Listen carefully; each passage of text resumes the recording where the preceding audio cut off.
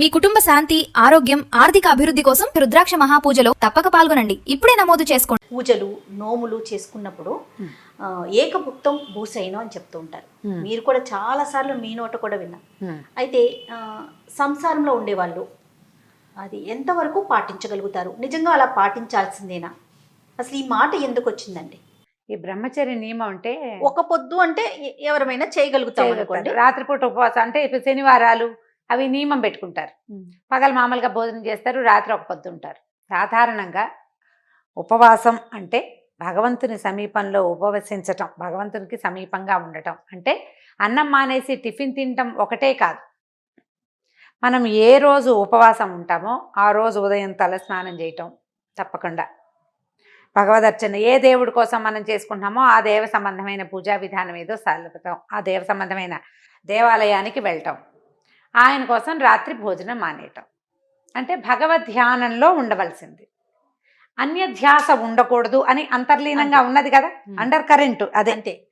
ఇతరత్రా ధ్యాస అంటే ఆహారం శరీరానికి అవసరమైన ఒక విషయాన్ని మనం ఇవ్వనప్పుడు సౌఖ్యాన్ని కూడా ఇవ్వకూడదు. ఓహో. అందుకని ఈ చిన్నపిల్లల్ని, కొత్తగా పెళ్ళిళ్ళైన వాళ్ళని, వీళ్ళని అన్ని వారాలు ఎందుకు అంటారు, ఇన్నేసి వారాలు ఎందుకు పెట్టేసుకోవాలి అని. కార్తీక మాసంలో కార్తీక వ్రతస్థులు అని ప్రత్యేకంగా చెప్పబడింది. వ్రతం తీసుకునే వాళ్ళకి నెలంతా నియమం, లేని వాళ్ళకి ఎన్నిసార్లు కార్తీక పురాణంలో చెప్తారో జయ, కనీసం 4 సోమవారాలు, కనీసం 2 ఏకాదశులు, కనీసం పౌర్ణమి నాడు ఒక్కనాడైనా చెయ్యి, ఒక్కనాడైనా నువ్వు నియమం పెట్టుకో అని. నెలంతా నియమం పెట్టుకున్నారనుకుందాం, ఒక నెల మొత్తం నియమము అంటే నెల రోజులు ఇవన్నీ పాటించవలసిందే కదా. అవును అవును. మరి సంసారులకి అది కుదురుతుంది, కుదరదు. భగవత్ సంబంధమైన వ్యవహారాలతో పాటు మనం సంసారపు సంబంధమైన ఇందులో ఉన్నప్పుడు ఇక మనం చేయవలసిన కర్మలు ఆచరించవలసిందే కదా. భర్తలనో లేదా భార్యలనో ఇబ్బంది పెట్టకూడదు, వాళ్ళని డిస్సాటిస్ఫై చేసి నువ్వు పూజ చేసిన ఫలితం ఉండదని కూడా చెప్తున్నారు, అది చెప్తారు అందులో. మన జీవిత భాగస్వామిని డిస్సాటిస్ఫై చేయకూడదు. అందుకని కార్తీక వ్రతస్థులు ప్రత్యేకంగా ఇళ్లల్లో ఉండకుండా ఏదైనా ఊరెళ్ళి క్షేత్రానికి వెళ్ళి క్షేత్రంలో చేసే విధానాలు కూడా చెప్పబడ్డాయి. నెలంతా నియమం ఉంచుకునే వాళ్ళు సాధారణంగా పెద్దవాళ్ళు అయి ఉంటారు. సాధారణంగా సంసార జీవితం గడిపే చిన్నవాళ్ళకి అది చెప్పబడలా.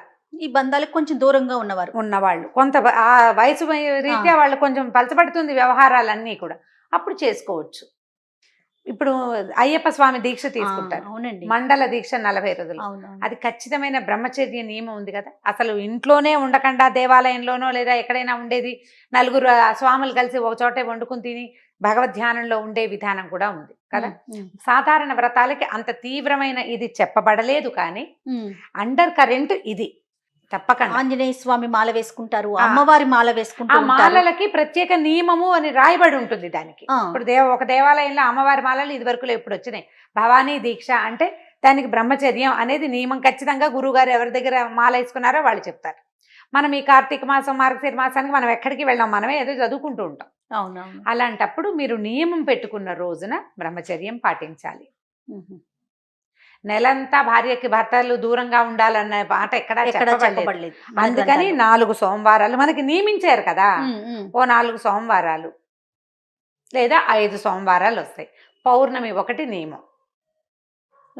ఓకే. తర్వాత ఏకాదశులు ఉండే అలవాటు ఉన్నవాళ్ళు ఏకాదశికి కూడా ఈ నియమం ఉంటుంది. నువ్వు భగవత్ సంబంధమైన వ్యవహారం పెట్టుకున్నప్పుడు మనోవాక్కాయ కర్మలతో భగవంతుణ్ణి ప్రార్థించాలి, ఇతర సౌఖ్యాల వైపుకి వెళ్ళకూడదు.